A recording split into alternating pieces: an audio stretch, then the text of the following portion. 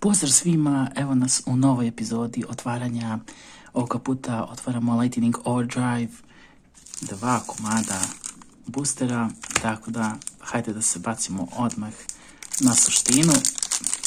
Ja verujem da ćemo povući jako dobre karte, s obzirom da je ovaj booster jedan od boljih. Da vidimo šta nas to očekuje. Ovdje smo dobili nekog Phoenix Guardiana. Ovo me jako podsjeća na kartu iz Pharaonic Guardian boostera. Ajmo dalje. World Soul Carpon. Neki Fairy.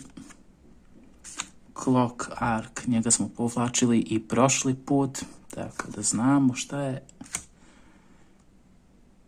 Springans Brothers. Ovo je nešto za mašine. Super Rare. Expendable Die. Ovo je za warriore. Tributujete jednog warrior monstera i targetujete jednu kartu na polju, uništite je i vučete jednu kartu. Ovo je fenomenalna. Ajmo da vidimo šta nas još očekuje. Fukubiki, to smo i ranije povlačili. I Meet You. Basal Rose Shot. I ovo je nešto za amazemente.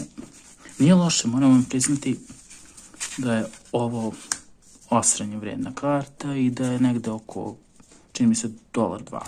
Ali svakako je korisna. Tako da hajde da vidimo u drugom boosteru šta se nalazi. Lepo smo povukli za početak.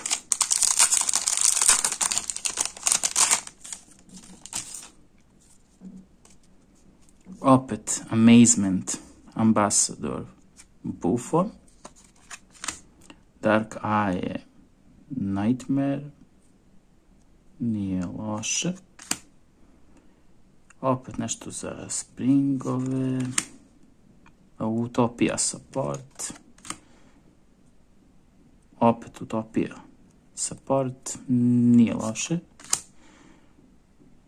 Ovo je za XYZ. Screams. To smo i ranije povlačili. War Rock. I to smo, čini mi se, ranije povlačili. I ovo je nešto situacionalno prilično. Dobro. Ova i ova karte su sasvim solidan duo.